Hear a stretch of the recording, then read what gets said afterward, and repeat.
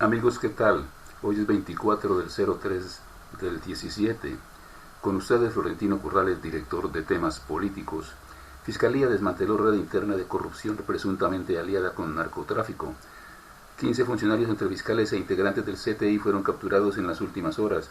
La investigación adelantada por la Fiscalía General contra una estructura criminal dedicada al tráfico de cocaína para la organización dirigida por José Feliciano Góngora Solís, alias Chano Góngora, que tendría presuntos vínculos con la columna Daniel Aldana de las FARC, que opera en ese departamento de Nariño. La investigación realizada por la Dirección de Policías Judiciales especializada con el apoyo de la Drug Information Administration, DEA, por sus siglas en inglés, logró establecer que la organización de narcotraficantes había permeado a algunos funcionarios de la institución en Tumaco y Pasto, en el departamento Nariño, para favorecer su accionar criminal. Funcionarios en Policarpa, Ipiales y Samaniego en Nariño, Cali, Valle del Cauca y Villavicencio en el Meta. De acuerdo con la investigación, el papel que habrían desempeñado los servidores habría consistido en el favorecimiento en procesos judiciales en contra de los miembros de la organización, entre otros casos la devolución y venta de cargamentos de droga incautada, así como la venta de información privilegiada. La imputación de los capturados será realizada ante un juez con funciones de control de garantías en Cali por cargos de cohecho impropio agravado. Estas capturas son un ejemplo de lo que un agente encubierto le contó a El Espectador hace una semana. Los nuevos dueños de las rutas de narcotráfico tenían un gran poder corruptor sobre los funcionarios judiciales e incluso de la fuerza pública. Por esto mismo, las autoridades locales han priorizado enviarlos a la justicia de los Estados Unidos. Comillas, cuando los jefes narcos llegan a Estados Unidos y ven la dureza de la justicia en temas de narcotráfico, empiezan a colaborar, entregan bienes y dan detalles sobre más implicados y las rutas del narcotráfico, cierra comillas, aseguró el agente encubierto. Aunque las autoridades aún señalan el Clan del Golfo como la estructura de narcotráfico más grande del país, también indican que desde hace 2 años pequeños grupos de narcos ubicados en el sur del Pacífico y en la frontera con Ecuador están exportando entre 60 y 80% de la cocaína que llega al territorio estadounidense desde Colombia. En temas políticos, presentamos el informe del director. La corrupción debe ser sancionada de otra manera. Cada día que pasa, los colombianos encontramos sorpresas de todos los tamaños, condiciones y sabores en un mercado de nunca acabar, porque los productos que están en exhibición y a disposición de cualquiera pueden ser adquiridos de acuerdo con la oportunidad del momento, la necesidad misma o simplemente lo que la mente le permita acariciar buscando un futuro mejor, que es lo que conduce a saciarse de acuerdo a su leal saber entender. Bien se ha dicho que la ambición rompe el saco, y es este el punto de partida del informe de la fecha. Los niveles de corrupción han alcanzado lo máximo, penetrando los órganos de control del Estado después de vulnerar las filas del ejército, policía, aviación, armada y cuerpos de seguridad. Todos han sido vinculados a investigaciones por delitos diversos y a la fecha no se puede dar un centavo por la conducta ejemplar del estamento oficial, desde luego con muy contadas excepciones, puesto que no se puede generalizar. Eso sería absurdo. Acaban de ser vinculados a investigaciones por corrupción 15 funcionarios de la Fiscalía capturados y puestos a disposición de las autoridades en los despachos de Tumaco y Pasto. Están señalados de figurar en la nómina del narcotraficante José Feliciano Góngora Solís, quien se entregó a las autoridades de Estados Unidos, luego de ejercer como uno de los principales narcotraficantes de la costa del Pacífico. Los indicados son 2 fiscales, 2 asistentes y 11 investigadores del CTI, señalados de cumplir varios roles dentro de la organización criminal. Figuran con pagos mensuales para favorecer al narco en procesos judiciales, devolverle cargamento de droga incautada y entregar información valiosa para eludir la acción de las autoridades, figurando además al servicio de los carteles mexicanos y el clan Úsuga, mejor dicho, entregados de pies y manos a la organización criminal, sin tener en cuenta para nada el buen nombre de la Fiscalía, el personal, la familia y la condena a que se harán a merecedores. En consecuencia, que el Estado endurezca las penas al máximo, que cobije por igual a las familias de los autores de estos delitos sin que se les dé beneficio con la alcahuetería de casa por cárcel, porque seguirán delinquiendo como es costumbre por parte de la delincuencia favorecida con esta medida. En temas políticos, este fue el informe del director. Vargas Lleras, Petro y Claudia López con la mayor intención de voto para la presidencia. El vicepresidente Germán Vargas Lleras figura hoy para los ciudadanos como el más probable sucesor de Juan Manuel Santos en la presidencia de Colombia, según la encuesta polimétrica del mes de marzo de 2017, realizada para Caracol Radio y Red Más Noticias, en alianza con Cifras y Conceptos que dirige César Caballero. En el estudio se hacen varios módulos de preguntas que pretenden identificar cuáles de los probables candidatos tienen actualmente la mayor acogida de los ciudadanos, y en todos los casos figura Vargas Lleras, que tendría como más fuertes competidores al exalcalde de Bogotá, Gustavo Petro, y a la congresista Claudia López. También aparecen con porcentajes cercanos el exalcalde de Medellín, Sergio Fajardo, la ministra de Trabajo, Clara López, y el congresista Jorge Robledo. Con cifras más bajas también están el exjefe de la Delegación de Paz del Gobierno con las FARC, Humberto de la Calle, el ex procurador Alejandro Ordóñez, el ex candidato presidencial Óscar Iván Zuluaga, el senador Juan Manuel Galán y el ex ministro Carlos Holmes Trujillo. Según el director de Cifras y Conceptos, los encuestados mencionamos 46 nombres, de los cuales la encuesta específicamente seleccionó a 34 que podrían presentarse a la contienda electoral. A las encuestas, o a los encuestados mejor, se les pregunta que, pensando en las elecciones presidenciales del próximo año 2018, ¿quién quisiera que fuera el presidente? Y responden así: Vargas Lleras 10%, Petro 10%, Claudia López 9%, Fajardo 5%, Clara López 4%, Jorge Robledo 4%, De la Calle 2%, Ordóñez 2%, Zuluaga 1%, Galán 1% y Holmes Trujillo 1%. Luego se pregunta ¿quién cree que será el presidente? Y responden: Vargas Lleras 22%, Petro 7%, Claudia López 6%, Sergio Fajardo 4%, Clara López 3%, Jorge Robledo 2%. A la pregunta ¿quién cree que pasará a segunda vuelta? Responden: Vargas Lleras 19%, Petro 8%, Claudia López 8%, Sergio Fajardo 5%, Clara López 4% y Jorge Robledo 2%.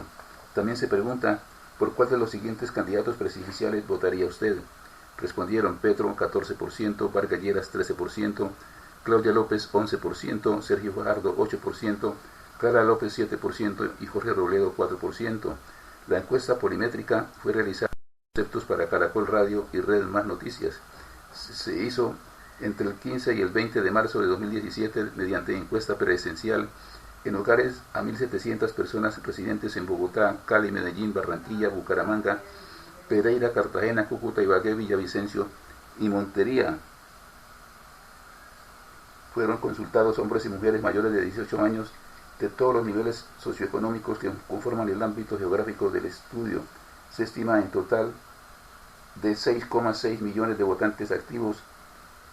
El margen de error máximo esperado es del 5,1%. Se refuerza seguridad por incursión de militares venezolanos en Arauquita, pero ¿quién responde por los daños? Fue militarizada la línea fronteriza entre Arauca y Apure, sector de la vereda Los Pájaros, donde cerca de 100 militantes y militares venezolanos se posesionaron violando la soberanía colombiana desde el pasado fin de semana y que salieron la tarde del jueves luego de darse un diálogo entre el gobierno colombiano y venezolano. Son militares de la 18ª Brigada del Ejército Nacional con sede en Arauca, en un aproximado de 120 que van a permanecer allí para brindar seguridad a los campesinos, decisión que será hasta nueva orden presidencial. Tras la salida de los militares venezolanos surgieron muchas preguntas de los campesinos afectados. ¿Quién les va a responder por los daños ocasionados? Rafael Martínez, uno de los afectados, denunció que los daños superan los 47 millones de pesos en 3 hectáreas que ocuparon y destruyeron los uniformados, donde había cultivos de plátano, arroz y maíz. Son 6 tanquetas, 4 camionetas doble cabina, patrullas motorizadas del Ejército Nacional que permanecerán ejerciendo controles y soberanía nacional en zona limítrofe con el Estado Apure venezolano para que no se vuelva a presentar esta situación de intromisión de las fuerzas del vecino país, una región colombiana en donde más de 30 años han permanecido los campesinos con títulos de propiedad sembrando estas tierras. Los campesinos igualmente denunciaron que con la llegada de las tropas colombianas en las tanquetas de seguridad, además de los vehículos de las diferentes instituciones que integraban la comisión de ambos gobiernos a la zona, fue dañada la única vía de acceso que tienen los campesinos para el ingreso y la salida de sus productos.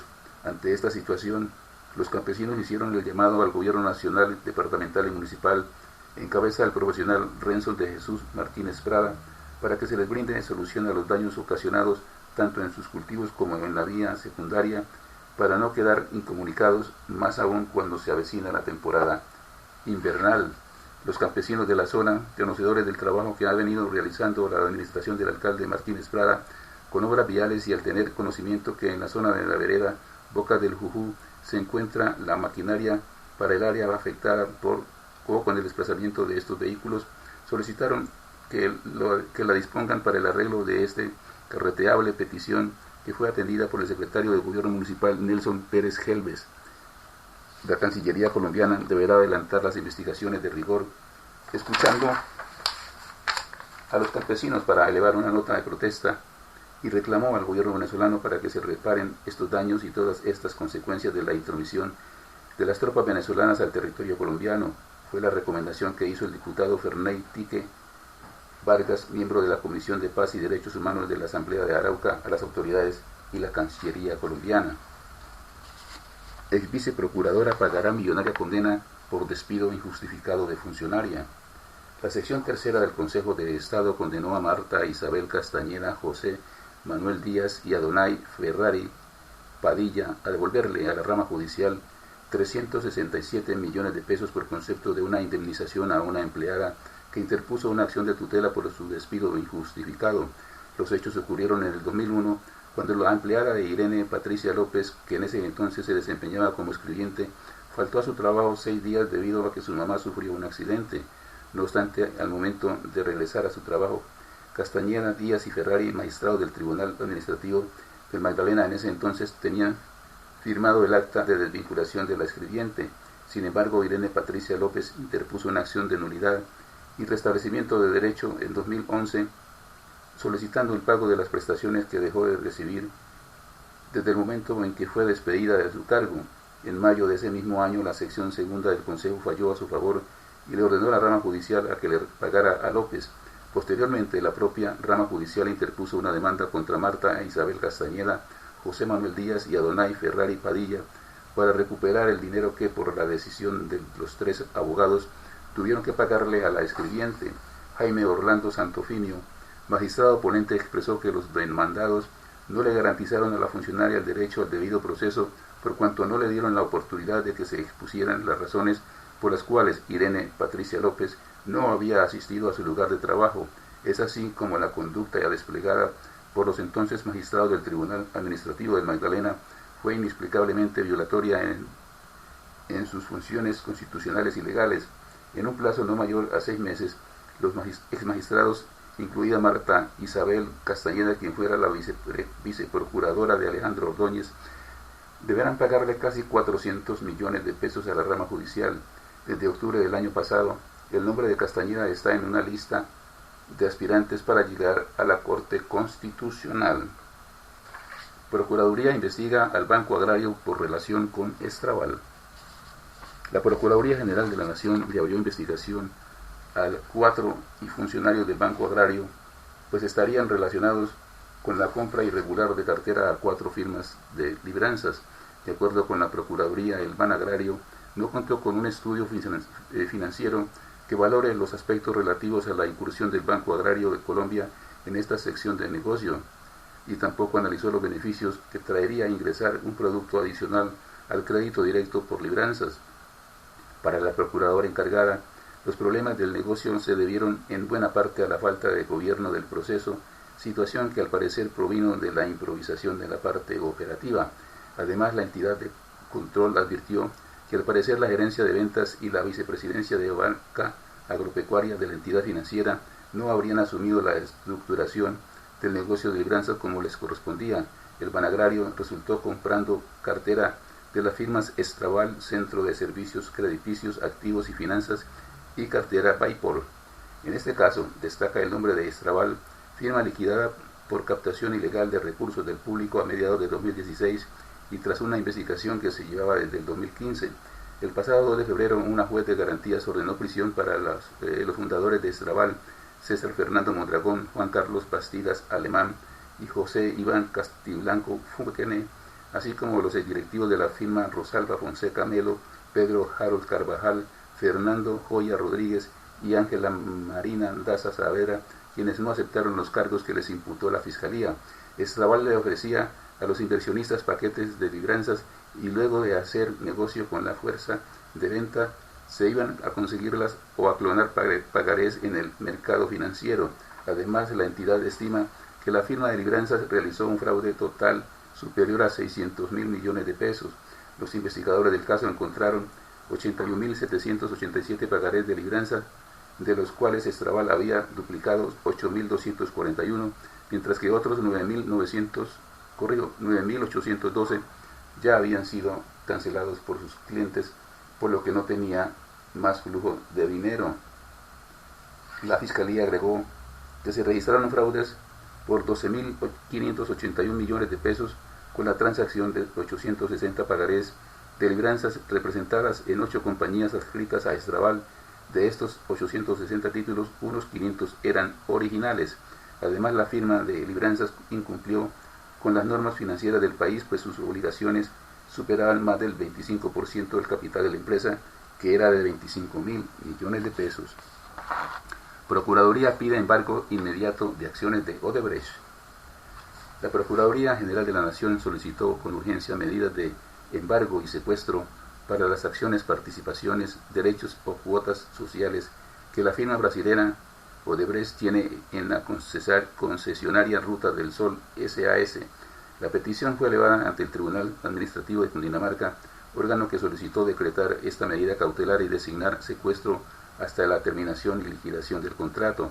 El Ministerio Público recordó que el pasado 22 de febrero se suscribió un acuerdo para la terminación del contrato y liquidación, es decir, que el control de las obras aún no está en poder del gobierno. La Procuraduría sostiene que le preocupa la protección efectiva de los derechos de los trabajadores, por lo cual este organismo ha incrementado sus acciones de vigilancia y seguimiento en 5 departamentos que atraviesan la Ruta del Sol. A dicha preocupación se suma que en la etapa de transición se incrementen los gastos por parte de Odebrecht y que estos sean pasivos que imposibilitan la financiación del proyecto a largo plazo. El ente de control añadió que es indispensable que el Estado adelante la etapa para la celebración de un nuevo contrato mediante el cual se termine el proyecto para transparencia. Se espera que el Tribunal de Arbitramiento de la próxima semana se declare la nulidad absoluta del contrato actual y se desestimen las pretensiones de la concesionaria por más de 798.000 millones de pesos. Primera condena por muerte de oso de anteojos. En la vereda Córdoba, en el municipio de Junín, departamento de Cundinamarca, un ganadero asesinó a un oso de anteojos el 21 de enero del año pasado. Luego de que la Fundación Bio Andina denunciara el caso ante las autoridades competentes, un juez emitió una condena de 5 años de prisión con el beneficio de detención domiciliaria. Al ganadero, que había suscrito un preacuerdo por el delito de maltrato animal y porte ilegal de armas, también se le dio una inhabilidad especial por 6 meses. Durante ese tiempo le queda prohibido tener contacto con cualquier tipo de animales, así como también deberá pagar una multa de 2,5 salarios mínimos legales como parte de su condena. De acuerdo con la Fiscalía, este es el primer caso donde se emite un juicio de este tipo por la muerte violenta de un oso de anteojos. Según reveló RCN Radio, las autoridades responsables de la zona que examinaron el cuerpo del animal determinaron que tenía una herida por proyectil de arma de fuego con carga múltiple en la región tórax abdominal izquierda. Sin embargo, no es la primera vez que llega al despacho de la Fiscalía una agresión contra los osos de anteojos. Ya en otras oportunidades, este ente acusador había investigado otros casos. pues según un informe que dio a conocer RCN Radio, la Fiscalía reportó que en los últimos 2 años ha investigado otros 2 casos de muerte de osos de anteojos en Cundinamarca y Nariño, donde los procesos aún se encuentran en indagación preliminar y contemplan una condena de hasta 4 años y 6 meses de prisión por el delito de caza ilegal. Comillas, se trata presuntamente de actividades de caza contra una especie endémica de los países andinos que hace parte de los únicos osos nativos de Sudamérica y la única especie remanente de las 13 de cara corta que aparecieron en el mundo hace 2,5 millones de años, motivo por el cual su patrimonio genético es único y debe ser conservado, cierra comillas, indica el informe de la Fiscalía. Venezuela dice, el incidente con Colombia fue distorsionado. La canciller de Venezuela, Delcy Rodríguez, aseguró este jueves que el incidente con Colombia por la construcción de un campamento militar en territorio colombiano ha sido distorsionado en un intento de promover la confrontación entre países hermanos. Según la jefe de la diplomacia venezolana, los incidentes como el presentado el pasado miércoles con la construcción de un campamento en un islote que hace parte del territorio colombiano son frecuentes en la zona del río Arauca. El motivo sería la creciente del río, que haría que algunos de estos territorios sean susceptibles a cambiar debido a fenómenos climatológicos como las lluvias en la parte alta de su cuenca. En el área en particular, el cauce se modifica constantemente producto de la crecida del río, dijo Caracas. Rodríguez aclaró que para solucionar el incidente con Colombia se activaron los mecanismos diplomáticos comunes para evitar un confrontamiento armado. Se activan los mecanismos diplomáticos para que con una comisión de ambos países se diluciden las coordenadas sobre los límites previamente establecidos, cierra comillas, agregó. Ya en el pasado, debido a las difíciles condiciones del terreno y a las características de este espacio acuático, se han presentado diferencias de interpretación, las cuales han sido atendidas y deben ser atendidas por la vía diplomática. En consecuencia, en las próximas horas se reunirán los equipos diplomáticos técnicos respectivos de ambos países, afirmó Rodríguez. La canciller del vecino país rechazó las falsarias que pretenden promover la confrontación entre países hermanos luego de que 123 soldados de las Fuerzas Armadas construyeron un campamento en territorio colombiano. Los militares fueron desalojados luego de que una comisión colombiana determinara que estaban en territorio nacional. Comillas, Venezuela rechaza todas las versiones y especies que pretenden presentar una visión distorsionada del incidente originado con el gobierno colombiano, cierra comillas, dijo Rodríguez, quien aprovechó el incidente con Colombia para rechazar las permanentes ofensas, amenazas y agresiones económicas, diplomáticas, políticas, comerciales y financieras de la oligarquía colombiana contra Venezuela. Hasta aquí, temas políticos. La invitación muy cordial para que nos sigan en Twitter, Facebook y YouTube, @temas políticos, una sola palabra, de lunes a viernes en este mismo horario. Muchas gracias por su sintonía. Los espero el próximo lunes. Buenas noches.